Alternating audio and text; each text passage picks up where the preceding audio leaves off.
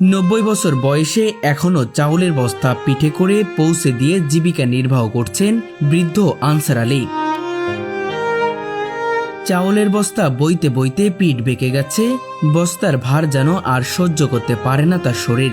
পা টিপে টিপে কোনোভাবে হাঁটেন, তবুও থেমে থাকেন না, কারণ জীবন জীবিকার তাগিদে বাধ্য হয়েই তাকে প্রতিদিন কঠোর পরিশ্রম করতে হচ্ছে। আপনার বয়স কত? 90 বছর। পরিবারে কে কে আছে? আমার 5টা মেয়া আর আমার স্ত্রী আছে। কোনো ছেলে নাই, বেটা নাই? না, ছেলে বেটা নাই। বয়স যেন প্রতিটি মুহূর্তে বলে দেয় আর পারছো না, কিন্তু পরিবারের দায়িত্বের বিশাল বোঝা এখন তার কাঁধে। তিনি জানেন এই চাউলের বস্তা না তুললে পরিবারের কারোর মুখে খাবার উঠবে না, তাই নিজের কষ্ট, ব্যথা আর বয়সের দুর্বলতাকে উপেক্ষা করে প্রতিদিনই নামেন জীবনযুদ্ধে। হাঁটতে কষ্ট হয়ে যায়। আমি ওই যে বেহা হয়ে গেছি, এখন তো আটা দিতে পারি না। এখন চাউলের বস্তা না পইরেও গেছি, সবাই পুরা একটা গেছিলাম, পড়ে গেছিলাম। একজন বাবা ও স্বামী হিসেবে সবকিছু মুখ বুঝে সহ্য করে যাচ্ছেন তিনি। উনি এখানে দীর্ঘ 35 থেকে 40 বছর যাবত এখানে উনি লেবারের কাজ করছে। উনি বিনিময়ে 5 টাকা 10 টাকা পায়। উনি তার পরিশ্রমের কষ্টের মূল্য সঠিকভাবে পায় না। এই হৃদয় বিদারক দৃশ্য যে কারোর চোখে পানি এনে দিবে। হয়তো এই বাস্তবতা দেখার পর অনেকের জীবনের অভিযোগও কমে যাবে, কারণ এই বৃদ্ধ মানুষটি প্রমাণ করেছেন দায়িত্বের কাছে বয়স কখনো বাধা নয়। আমরা ছোটবেলা থেকে দেখতেছি পরিশ্রম করতেছে, করতে করতে তার পিঠ বেঁকে হয়ে গেছে। সে বাঁকা পিঠ নিয়ে এখনো কাজ করে, তার কাজ করা অনেক কষ্ট হয়। এরকম করেই চলে সে। মানিকগঞ্জ শহরের বাসিন্দা মোহাম্মদ আনসার আলী, বয়স প্রায় 90 বছর, কিন্তু এই বয়সেও থেমে নেই তার সংগ্রাম। আল্লাহর কাছে শুয়ে আদায় করি, আল্লাহ যে আমার বাঁচে রাখছে, এটা তো সবসময় নামাজ পড়ি করি। ও তো মানুষ মরে গেল দেখলাম, আমার ছোট যারা বুঝছেন তারাও মরে গেছে, এখন তাও আমার আল্লাহ বাঁচে রাখছে। 5 কন্যা সন্তানের বাবা তিনি। 3 মেয়ের বিয়ে দিলেও এখনো 2 মেয়েকে নিয়ে কোনো রকমে সংসার চালাতে হয় তাকে। স্ত্রী ও সন্তানদের নিয়ে মানবেতর জীবনযাপন করছেন এই বৃদ্ধ মানুষটি। দীর্ঘ প্রায় 30 থেকে 35 বছর ধরে তিনি একইভাবে পিঠে চাউলের বস্তা টেনে জীবিকা নির্বাহ করছেন। বিয়া নাকি 2টা, এখন তো 3টা। বিয়া নাকি তারে নিয়ে গেল আমার একটু খাটো নাকি।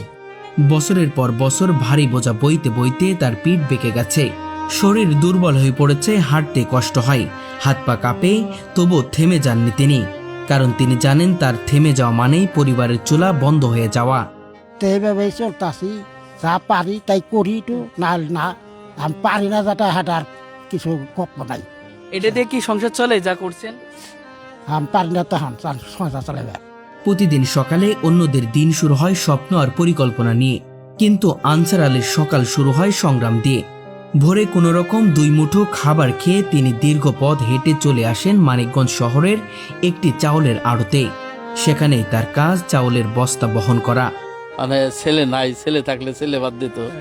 এখন দেখা যায় মেয়েরা তো ভাত খাবার স্বাভাবিক কিছু দিবে, মানে পরিয়াটা তো আর দিবে না। কাজে মনে করেন বয়স যতই কষ্ট হোক, একটু কাম কাজ পরিয়া খাইতে হয়।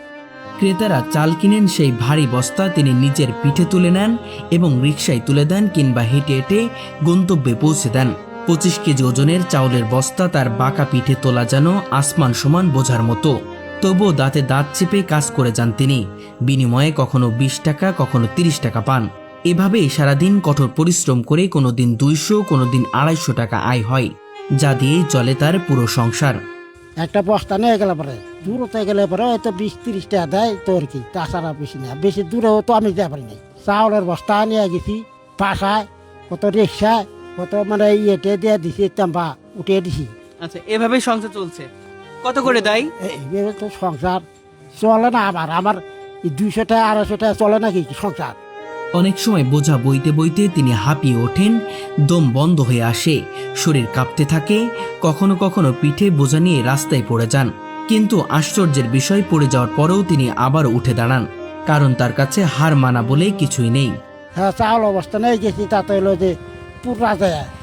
ওই অর্ধেক পথ গেছিলাম, রিক্সা দা খেয়ে ফালাই দিয়েছিলাম, আমি সহ পরে গেছিলাম এই বস্তা নিয়ে। প্রচণ্ড গরমে ঘামে ভিজে যায় শরীর, অনেক সময় ক্লান্ত হয়ে রাস্তার পাশে বসে পড়েন কিছুক্ষণ, তারপর আবারও সেই বোঝা কাঁধে তুলে নেন। ছেঁড়া ফাটা লুঙ্গি, পুরনো একটি জামা আর কোমরে বাঁধা গামছা, এই তার একমাত্র সম্বল। ওনার সম্পর্কে উনি সর্বক্ষণ যে গাড়ি করে বস্তা পৌঁছাটা আমি বাসায় বাসায় নিয়ে পৌঁছাইয়ে দেয়। ওই 10-20 টাকা তার দেয়, তাই দেখে চলে। ও 3টা মেয়ে আছে, 5টা মেয়ে আছে, মেয়েরা কয়দিন দিব? মেয়েরা যা পারে তাই দেয়, না পারলে ওই নিজে যা কামাই করে এই দিয়ে চলে আর কি সংসার। খুব কষ্ট করে না? খুব কষ্ট করে সংসারটা চালায় আর কি। হ্যাঁ, তার বেটার সন্তান নাই, যার জন্য হে 2 দিন কামাই করে চালাইবো, বা আর তো এই শক্তিটা নেই। বোঝা টানতে টানতে এই যে পিঠ মুঠ বেঁকা হয়ে গেছে, এখন কি করবো? এখন ওই অবস্থায় এই টানে আর কি করার আছে, আর কিছু করার নাই তো তার। বুকের ভেতরের কষ্টগুলো হয়তো তিনি কাউকে বলেন না, সবকিছু নিজের মধ্যে চেপে রেখে প্রতিটি মুহূর্তে সংগ্রাম করে চলেছেন। কষ্ট তো কষ্ট এখানে কষ্ট করলে তো এখানে কিছু করা নাই। আল্লাহ এখানে যে বলে আমার চালাইবে সেই বলে তো চলে আরো আল্লাহ আছে তো এখানে যাই কম খাই যাই খাই বাঁচে রাখছে। সবচেয়ে অবাক করার বিষয় হলো এই বয়সেও অধিকাংশ সময় তিনি একাই চাউলের বস্তা তুলে নেন। যেখানে অনেক তরুণরাও কষ্ট পায়, সেখানে তিনি বয়সকে হার মানিয়ে কাজ করে যাচ্ছেন। 30-35 বছর ধরে কাজ করতে আছি বাজারে। হ্যাঁ, পিঠ দেখছি আপনার বেঁকে গেছে। হয়তো পাইতে পাইতে মানে লাস্টে এখানে আর বোঝা নিয়ে হারিয়ে নেই, তখন হলো কান্দা করে নেওয়া যাচ্ছে হয়ে গেছে। যখন অন্যরা বৃদ্ধ বয়সে বিশ্রামে থাকেন, পরিবার নাতি নাতনিদের সঙ্গে সময় কাটান, তখন এই মানুষটি জীবিকার তাগিদে রাস্তায় রাস্তায় ঘুরে বেড়ান। তার জীবনে বিশ্রাম নেই, আছে শুধু সংগ্রাম। এটা তো কষ্টই লাগে। নাতে রতে দেখা বললে ভালো, ছেলে নাই কিছু নেই, এখানে কি করবো? ছেলে থাকতে এখানে ভালো হইতো, এখানে আল্লাহ যা করবো তাইছি। আমি তো ছেলে থাকলে তো ভালো হইতো, তা তো বুঝলাম। এখন তো দেয়া নাই আল্লাহ, তার কি করবো? বাজারের মানুষজনও তাকে খুব ভালোবাসেন, কেউ তার সঙ্গে কথা বলেন, কেউ হাসি ঠাট্টা করেন। তিনিও হাসি মুখে সবার সঙ্গে মিশে যান। তার সরল হাসি যেন মানুষের হৃদয় ছুঁয়ে যায়। হ্যাঁ, খারাপ লাগে, খারাপ লাগলেও তো কিছু করার নাই। তারা যদি কাজটা না দেয় তাহলে অন্য লেবারে কাজটা নিয়ে যাবে, তখন তো সে টাকাটা পাবে না। তো আমরা ধৈর্য টিপগুলা তারা আমরা দেই। এই কাজটা করা ওনার অনেক পরিশ্রম হয়। ওনার এই বয়সে ওনার এই কাজগুলা চলে না, কিন্তু গরিব মানুষ কি করব, টাকার জন্য করতে হয়। দুপুরে বাড়ি থেকে আনা ভাত ডাল আর সামান্য তরকারি দিয়েই তার খাবার চলে। কাজের ফাঁকে 1 কাপ চা আর একটি বিস্কুট যেন তাকে আবার নতুন করে শক্তি দেয়। তারপর আবার শুরু হয় তার বোঝা টানার যুদ্ধ। তিনি চাইলে হয়তো ভিক্ষা করতে পারতেন, কিন্তু তিনি তা করেননি। আত্মসম্মান বোধে অটল এই মানুষটি বলেছেন, মরে যাব তবু ভিক্ষা করব না।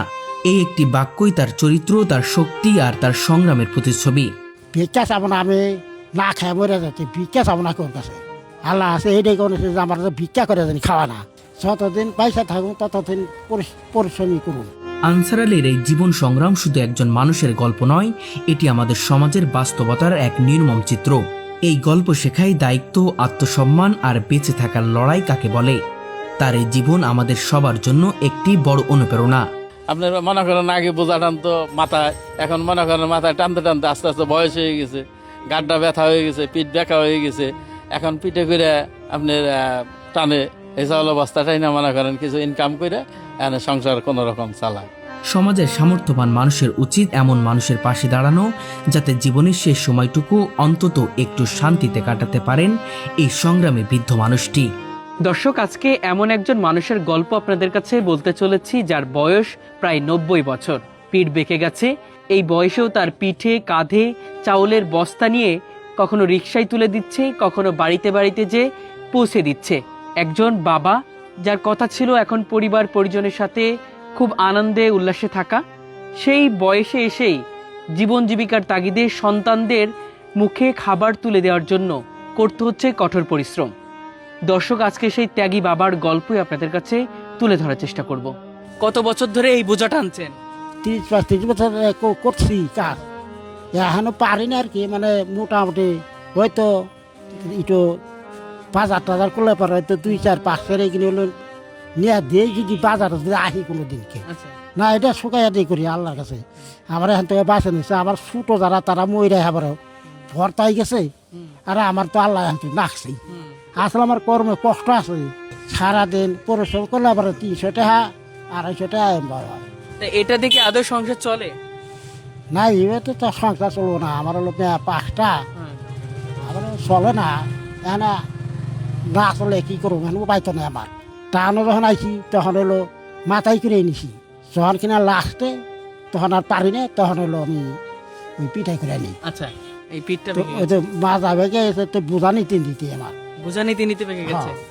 ও আমি কাজ করতেছি, মানে আমার যুদ্ধ মানাই তো, আমার বড় কোনো যোজনা নাই যে যোজনা আছে তাকে মধ্যে খাবো তা তো না।